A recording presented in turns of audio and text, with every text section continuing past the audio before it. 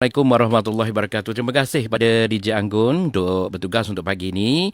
Jadi Alhamdulillah kita ditemukan lagi hari ini dengan izin Allah, hari Jumaat penghulu segala hari bersamaan dengan 28 Rabiul Akhir 1443 Hijrah. Dan baiklah menerusi dalam slot Adinul Khalis hari ini macam biasa bersama-sama dengan guru pembimbing kita yang berbahagia Ustaz Wan Junaidi Wan Jaafar. Assalamualaikum Ustaz. Waalaikumsalam warahmatullahi wabarakatuh. Alhamdulillah. Dan untuk hari ini juga seperti biasa Iju sebagai penerbit rancangan Adinul Khalis akan terus bersama-sama dengan anda, dan saya percaya ketika ini mungkin saingan kita ataupun sahabat anda muslimin dan juga muslimat dah pun bersedia, dan juga boleh ikuti musi siaran langsung di Facebook rasmi Terengganu FM.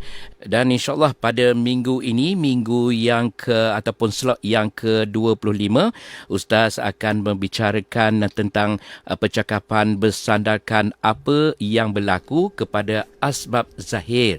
Jadi sebagai mukadimahnya, saya mempersilakan Ustaz untuk mukadimahnya untuk hari ini. Dipersilakan Ustaz.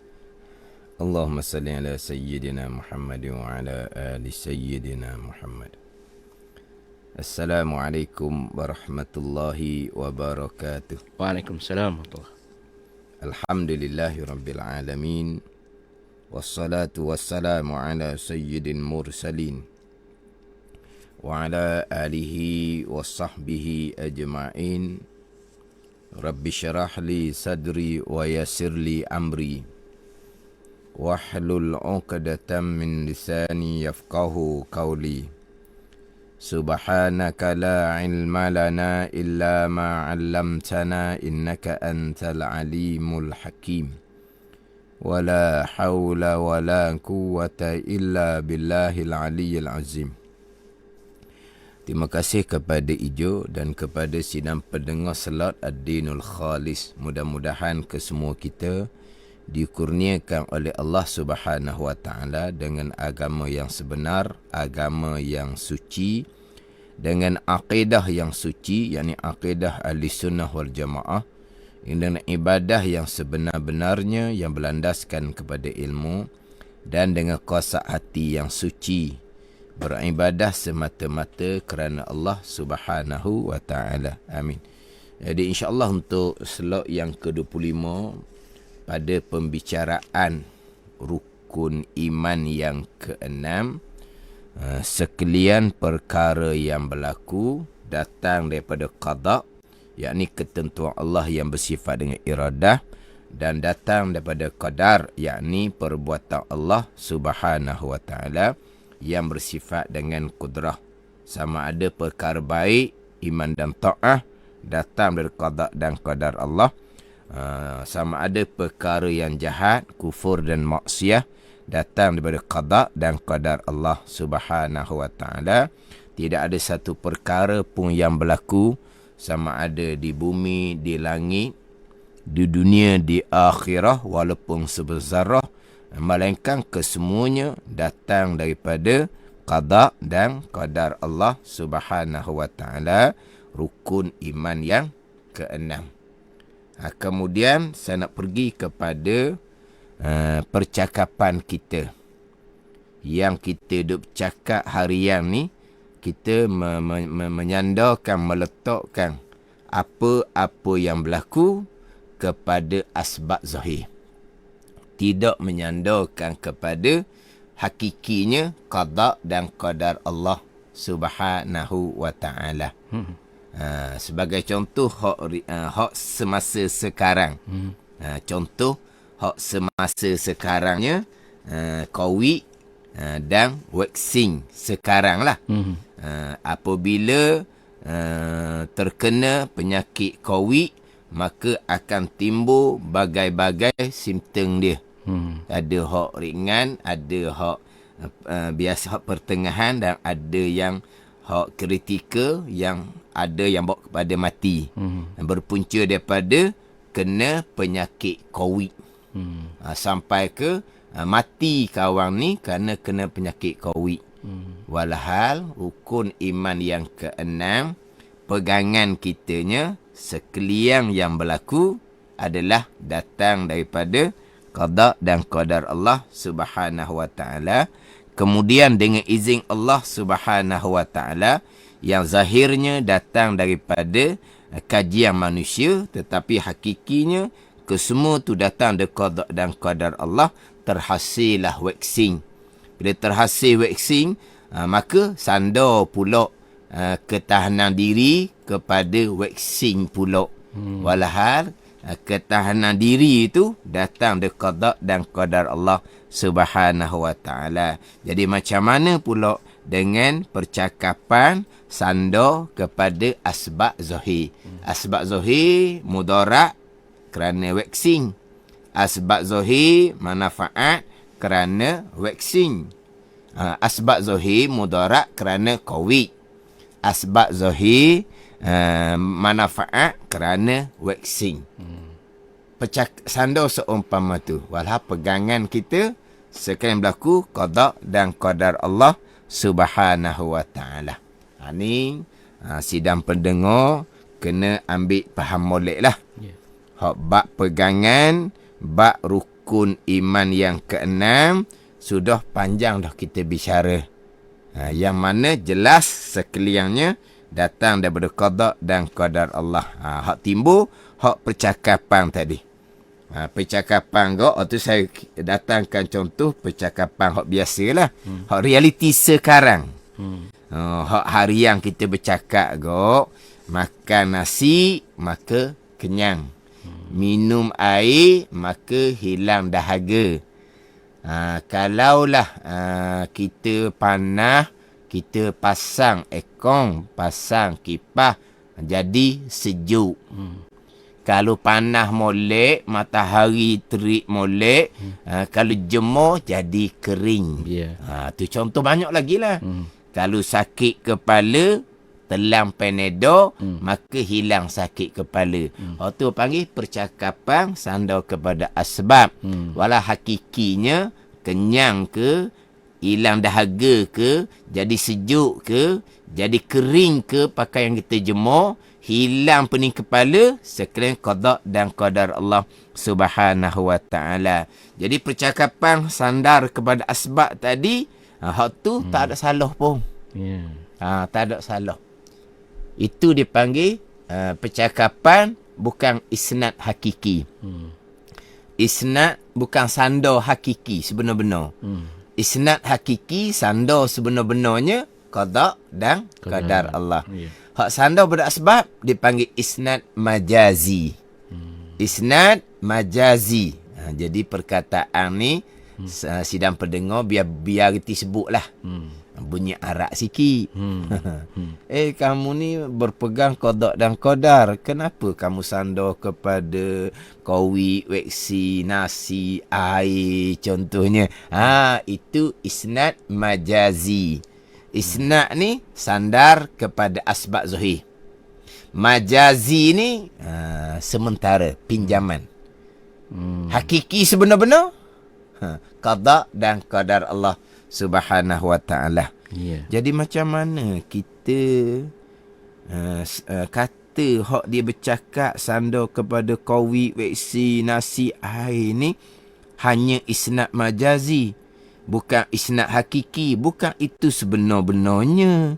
Hak sebenar-benar pegangan sekalian qada dan qadar. Macam mana boleh kata seseorang yang bercakap terang-terang COVID, timbul simptom-simptom. Vaksin, alhamdulillah bermanfaat. Makan nasi, kalau tambah pula, jadi kenyang. Kenyang. Minum air, hilang dahaga. Kan terang-terang kata asbab tu kan. Dah. Itu bukan isnad hakiki. Itu hanya isnad majazi. Letak sementara je. Kenapa kita boleh kata dia letak tu sementara? Apa qarinah dia? Apa bukti dia?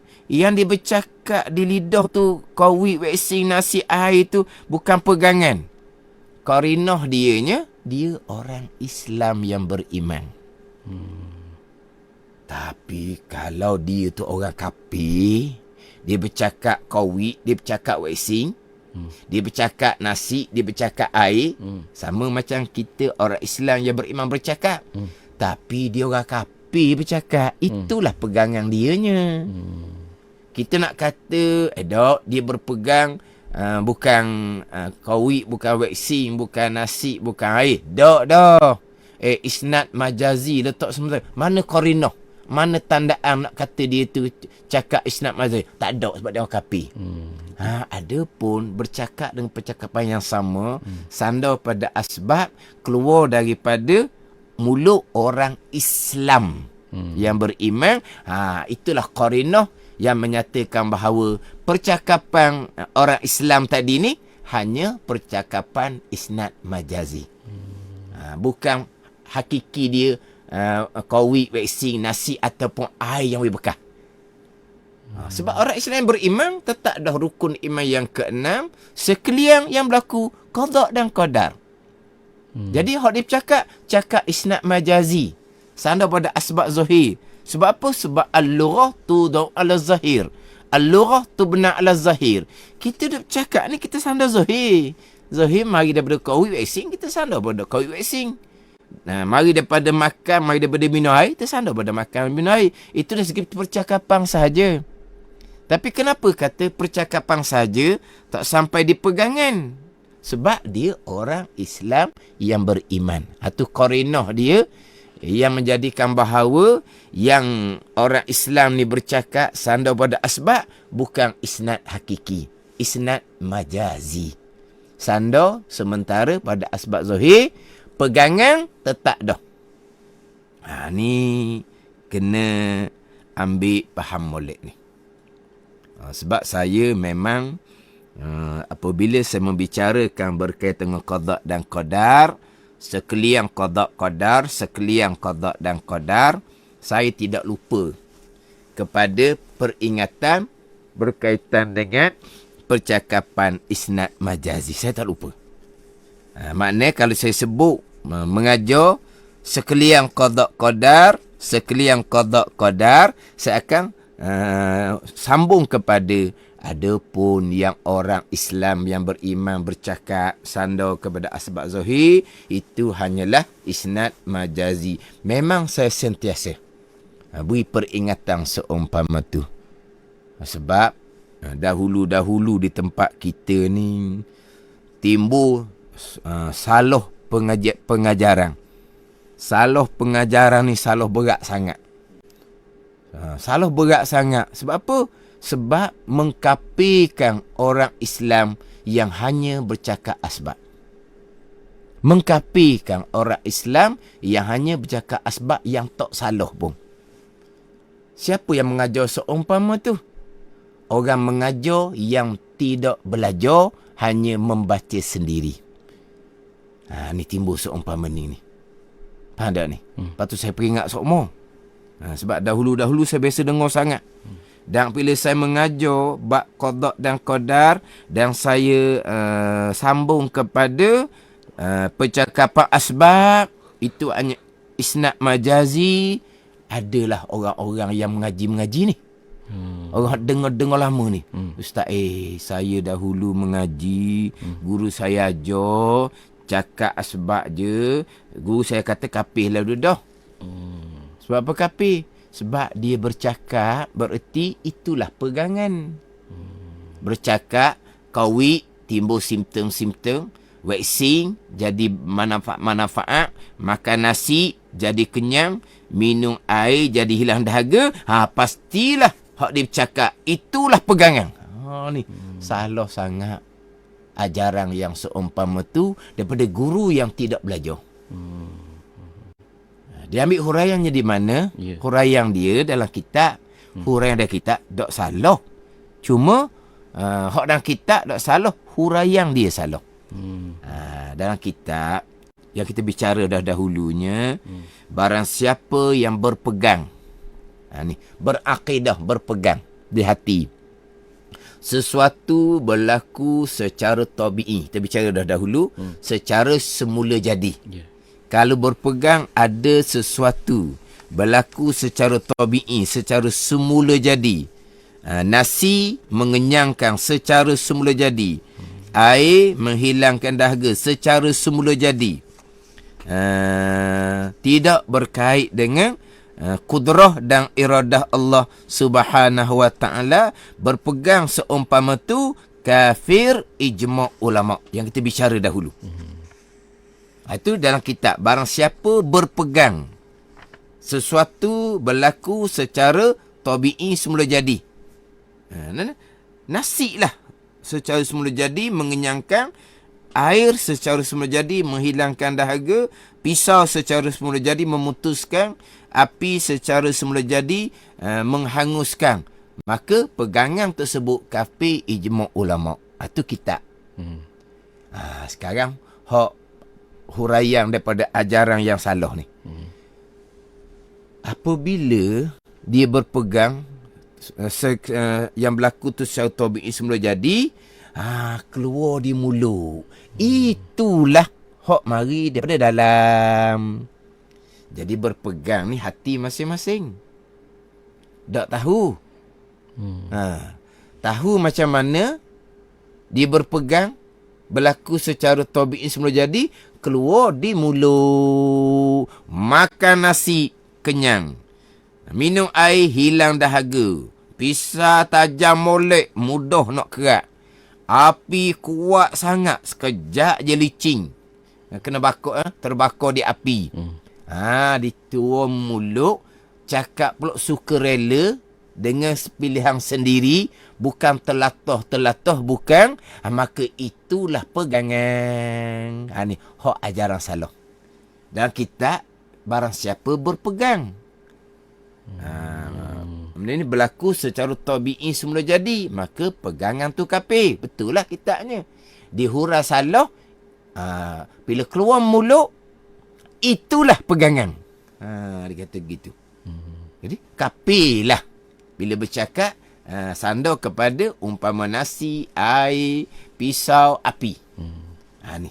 Jadi hak belajar ni kata saya dulu gitulah, kata mudah-mudah saya mengkafirkan orang Islam yang hanya bercakap asbab.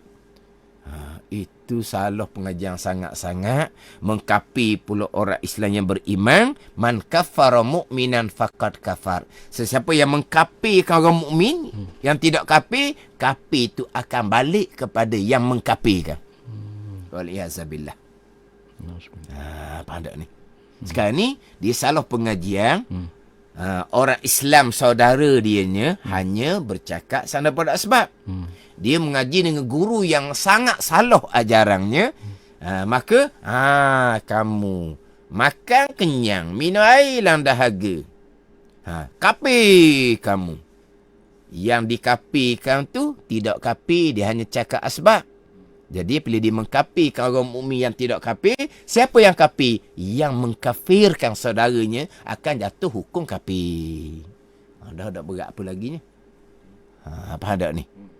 Kemudian macam mana Ustaz saya dahulu, itu dia panggil dosa dengan anak Adam pada perkara agama. Dosa anak Adam ni pada agama, pada diri, pada harta, pada kehormatan, pada maruah. Ni dosa dengan anak Adam pada agama. Dosa dengan anak Adam yang paling besar sekali adalah dosa anak Adam pada perkara agama. Kamu mengkafirkan dia. Kamu wajib kena minta maaf seorang-seorang orang Islam yang kamu kafirkan. Sebab itu dosa dengan Adam, dosa pada perkara agama, dosa dengan anak Adam yang paling besar sekali. Dia kata saya belajar gitu. Salah awak pilih guru. Nak belajar ilmu tauhid ni kena ingat baik sidang pendengar. Pastikan belajar ilmu tauhid dengan guru yang berguru serta mahir. Dalam kitab Bidayatul Hidayah karangan Syekh Muhammad Zain, dalam kitab Aqidatun Najin karangan Syekh Zainul Abidin bin Muhammad Al-Fatani, haram belajar ilmu usuluddin dengan guru yang tidak berguru dan guru yang tidak mahir. Ni haram kita belajar ilmu usuluddin dengan guru yang tidak berguru. Dia hanya membaca sendiri. Dia pun pakai akal dia. Dan yang tidak mahir, haram kita belajar. Akhirnya timbul terima ajaran salah. akhirnya mengkafirkan orang Islam lain, yang mana kafir itu balik pada dirinya sendiri, bertaubat dengan Allah daripada dosa kekafiran dan kena minta maaf seorang-seorang anak Adam yang terdahulu yang kamu kafirkan. Berat Ustaz ya. Berat sangat-sangat. Apa ada ni? Mengkafirkan orang Islam yang hanya cakap asbab yang tak salah pun. Itu cakapan harian. Tak ada salah. Boleh ya. Boleh je. Boleh je. Tapi kalau dulu-dulu sebab misal tadi hak semasa COVID dengan vaksin. Kemudian sebab misal dengan nasi dan air. Tapi hak paling sensitif dahulunya hak obat. Sandar kepada obat kau kapi awal-awal lalu dah lah. Bagaimana kita percaya benda tu dah. Bukan sekarang ni dia tidak berpegang obat. Dia hanya sandar kepada obat. Dalam Panadol hilang pening kepala. Makan obat darah tinggi stabil sokmo. Makan obat kecil manis ke, cocok kecil manis jadi stabil sokmo. Disandar kepada obat. Itu hanya isnad majazi. Pegangan jadi stabil penyakit kecil manis, stabil penyakit darah tinggi, jadi sembuh daripada apa-apa penyakit, datang daripada qada dan qadar Allah. Itu pegangan. Hanya sandar kepada asbab obat. Tapi saya sebut tadi, hak paling sensitif dahulu yang mudah dikafirkan apabila sandar kepada obat. Sama saja. Sandar pada COVID ke, vaksin ke, nasi ke, air ke, obat ke, sama. Hanya isnad majazi juga sandar sementara kepada asbab. Pegangan kita orang Islam yang beriman balik pada rukun iman yang ke-6. Sekalian yang berlaku adalah datang daripada qada dan qadar Allah Subhanahu wa taala. Dalam ayat Al-Quran pun Allah Ta'ala menyandar kepada asbab. Ini contoh-contoh ayat. Surah An-Nahl ayat yang ke-11. Allah Ta'ala berfirman, yumbitu lakum bihi zar'a wa zaituna wa nakhila wal a'naba wa min kulli samarat. Tuhan kata, menumbuh manfaat bagi kamu dengan sebab hujan akan tanaman, akan buah zaitun, buah tamar, buah anggur dan tiap-tiap buah-buahan. Jadi Tuhan kata, menumbuh manfaat bagi kamu dengan sebab hujan akan tanaman. Jadi, sebab hujan, maka tumbuhlah tanaman. Jadi, Tuhan sandar kepada sebab hujan lah jadi tumbuh tanaman. Kalau tidak ada hujan, kering kontang, tak tumbuhlah tanaman. Kalau tanaman yang tumbuh dah pun kalau kering kontang, tanaman tu akan jadi mati. Jadi, Tuhan kata menumbuh manfaat bagi kamu dengan sebab hujan akan tanaman. Jadi Tuhan sandar tumbuh tanaman dengan sebab hujan. Walaha yang menumbuhkan tanaman bukan hujan, bukan air. Qada. Tapi dalam Quran Allah Ta'ala menyandar juga kepada asbab. Asbabnya apa? Hujan. Adakah asbab yang bekas? Adakah air hujan boleh bagi tumbuh tanaman? Tidak. Tumbuhnya tanaman qada dan qada itu pegangan. Tapi Tuhan sandar kepada asbab iaitu hujan. Dalam surah Yasin ayat yang ke-36 Allah Ta'ala berfirman, subhanallazi khalaqal azwaja kullaha mimma tunbitul ardu wa min anfusihim wa mimma la ya'lamun. Maha suci Allah Ta'ala yang menjadikan sekalian makhluk ni berpasang-pasangan. Mimma tumbitul ar, daripada tumbuhan yang ditumbuhkan oleh bumi pun berpasang-pasangan. Daripada mimma tumbitul ar, daripada tumbuhan yang ditumbuhkan oleh bumi. Quran kata yang menumbuhkan tumbuhan tu siapa? Bumi yang menumbuh. Tapi yang menumbuhnya bumi? Tidak. Qada dan qadar. Tapi Al-Quran menyandar kepada bumi. Itu asbab zahir. Jadi banyak lagi lah ayat-ayat yang menyandar kepada asbab dalam ayat Quran. Qul yatawaffakum malakul mautil ladzi wukila bikum. So, sejadah yang ke-11. Dalam ayat tu memberi faham kepada kita yang mematikan kita, yang mengambil nyawa kita adalah malaikat malaikat Israel yang mematikan kita. Yang Tuhan tugaskan malaikat Israel untuk cabut nyawa kita. Malaikat ni makhluk tak boleh bekas. Dan siapa yang menghidup, yang mematikan? Kita baca semua kan. Yuhyi wa yumit wa huwa ala kulli syai'in qadir. Menghidup ia Allah dan memati ia Allah. Dan Allah Ta'ala atas tak satu amat kuasa. Siapa yang mematikan? Allah Ta'ala, bukan Israel. Tu Allah Ta'ala sandar pada Israel. Itu asbab. Zahirnya gitulah. Hakiki Allah Ta'ala berfirman, Allahu yatawaffal anfusa hina mautiha. Allah yang mematikan. Tu Tuhan sandar pada malaikat Israel tu. Tu hanya asbab sahaja. Pegangan kita yang menghidup, perbuatan qada qadar Allah. Yang memati pun perbuatan qada dan qadar Allah. Dalam ayat Quran pun sandar pada asbab. Sidang pendengar. Dalam hadis-hadis Nabi pun banyak sandar kepada asbab. Luqaimatun yuqimna sulbahu. Kata Nabi SAW. Beberapa suap yang kita makan yang boleh membetulkan tulang belakang kita untuk beribadah. Jadi kalau tak makan ni kan jadi lembek. Tapi lembek kok nak ibadah macam mana? Jadi dok gok lah. Jadi Nabi kata luqaimatun yuqimna sulbahu. Beberapa suap yang membetulkan tulang belakang kita yang mana kita boleh buat ibadah. Hak kita makan tu lah.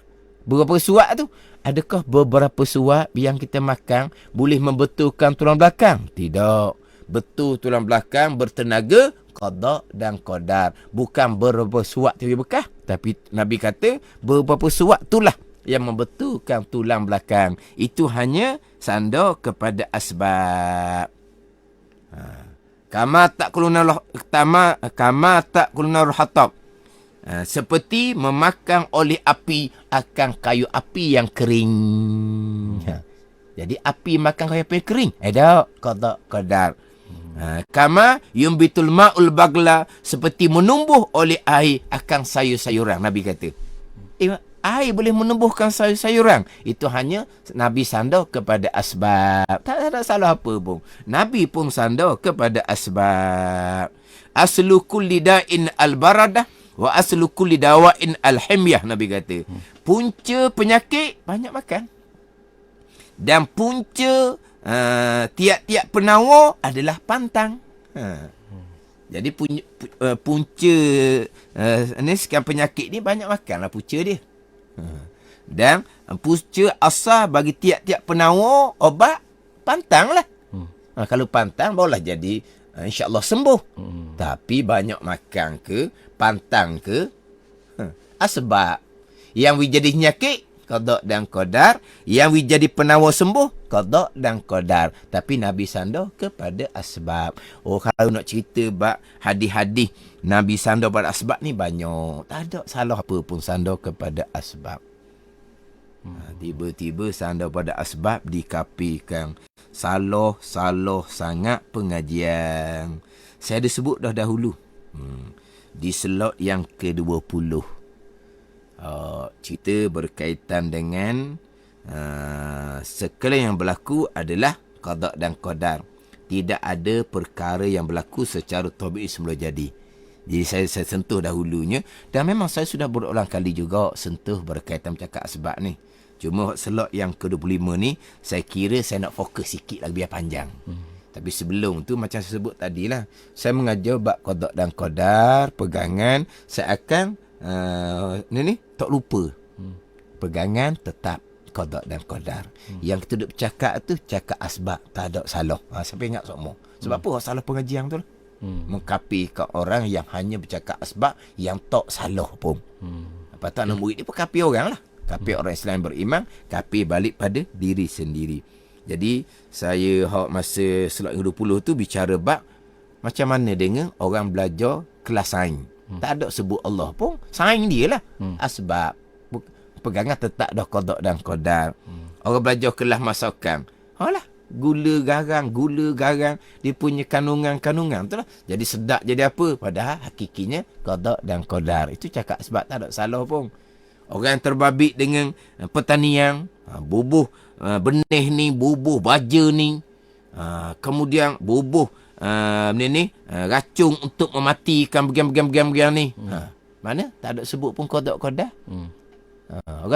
Orang tanam kan disebut baja nenek sebut benih hok nombor 1. Baja hok nombor 1. Lepas tu sentiasa siram air contohnya. Mana qada qadar? Itu hanya percakapan asbab. Saya pun pergilah kepada bicara kita ngaji fiqh pun sama juga. Kita ngaji fiqh pun sama. Kita ngaji fiqh. Air mutlak. Air musyammas. Ini saya sebut dah di slot yang ke-20. Air musyammas ni air yang dipanaskan dengan kepanasan matahari. Ada syarat-syarat dia lah. Maka air itu makruh digunakan. Dia bicara dalam kitab fiqh. Air musyammas, air yang dipanaskan dengan kepanasan matahari. Adakah matahari boleh memanaskan air? Qada qadar. Adakah kitab fiqh tu sebut qada qadar? Tidak. Kitab fiqh kata air musyammas ni air yang dipanaskan oleh kepanasan matahari. Lepas tu air mutaghayyir pula, air yang berubah. Berubah dengan apa? Berubah dengan tanah. Berubah dengan teh, berubah dengan milu. Adakah tanah, teh, milu boleh bekas pada merubahkan air? Tidak. Berubah air tu qada dan qadar. Ada tak kitab fiqh sebut qada qadar? Tidak. Disebut kepada air lah yang merubah, tanah lah yang merubah air. Teh, milu lah yang merubah air. Itu hanya apa? Asbab jua. Kemudian ni, najis yang ada di tubuh kita, pakaian kita, tempat sembahyang kita. Macam mana kita nak menghilangkan najis? Nak menghilangkan najis, guna air. Airlah yang menghilangkan air najis dan airlah yang menghilangkan sifat najis, bau, rasa dan warna. Adakah air boleh menghilangkan najis? Air makhluk tak boleh bekas.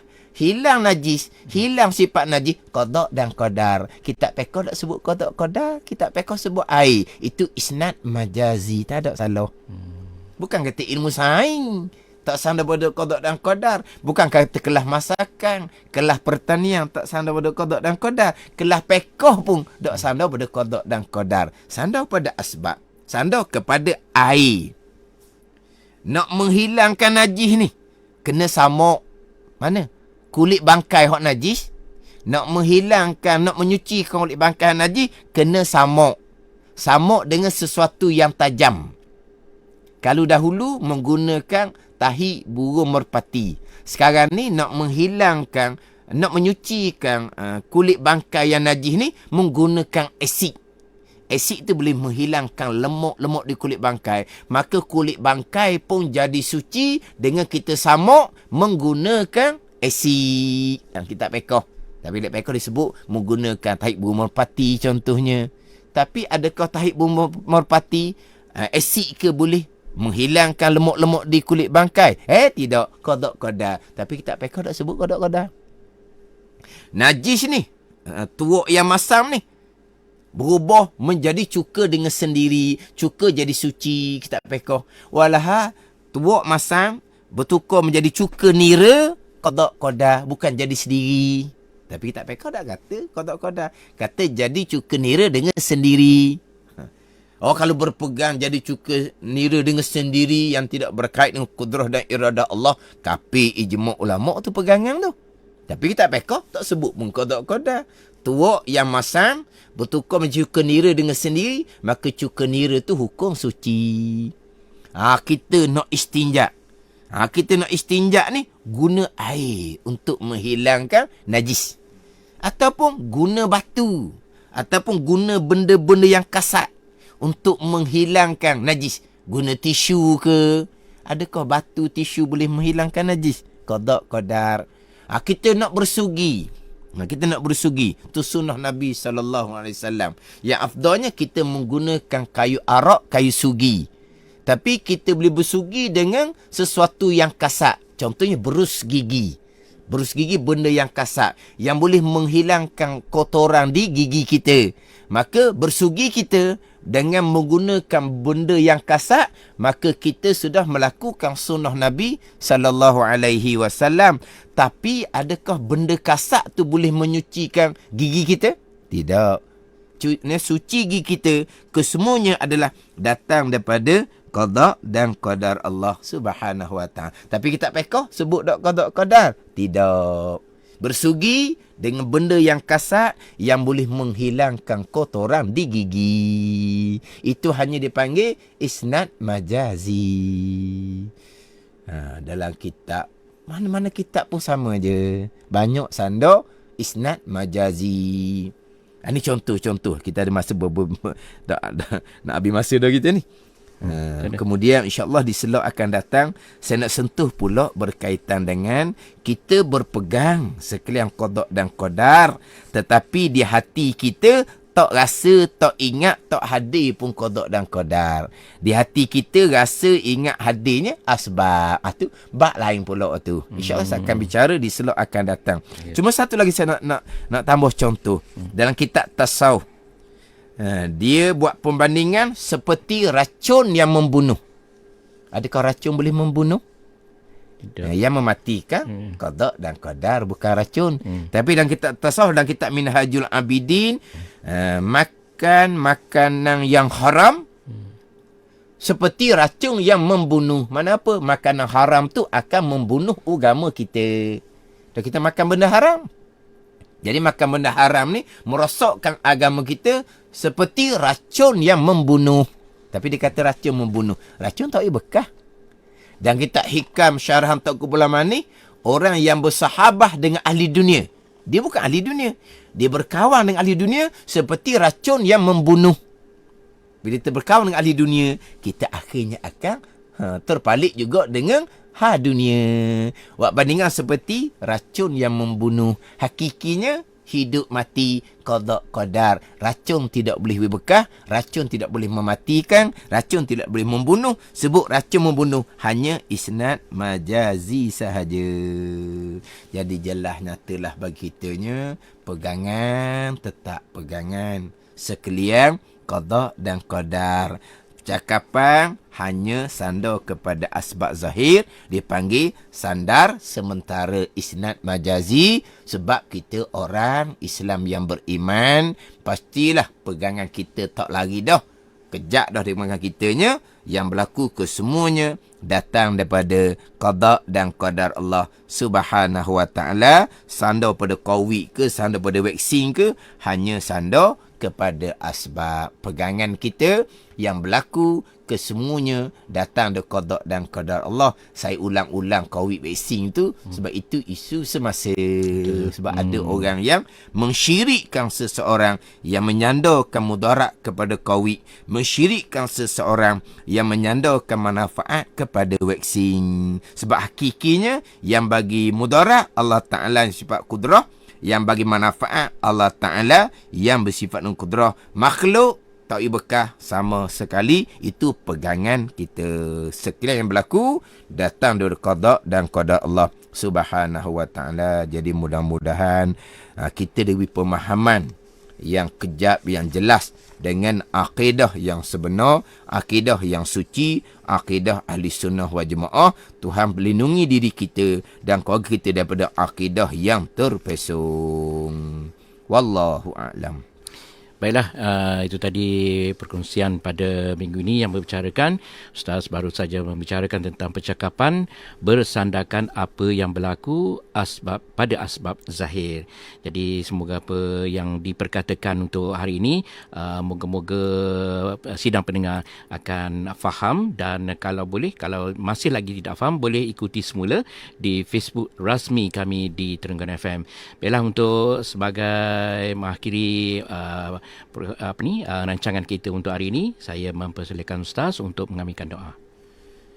Bismillahirrahmanirrahim. Alhamdulillahirabbil alamin, wassalatu wassalamu ala sayyidil mursalin wa ala alihi washabbihi ajma'in. Allahumma iftah alaina futuhal arifin, Allahumma allimna ilma akadamin, wa fahimna famas sabiqin warzuqna ruqat talibin. Allahumma zidna ilman wa alhiqna bis salihin. Wa sallallahu ala sayyidina Muhammadin wa ala alihi wa sahbihi wa sallam. Walhamdulillahi rabbil alamin. Wassalamualaikum warahmatullahi wabarakatuh. Waalaikumsalam warahmatullahi wabarakatuh. InsyaAllah pada minggu hadapan di waktu yang sama kita akan jumpa lagi pada hari Jumaat pada pukul 10 suku pagi dalam Adinul Khalis. Baiklah, kita teruskan untuk rancangan seterusnya bersama-sama dengan DJ pagi ini dalam Anggun Inspirasi.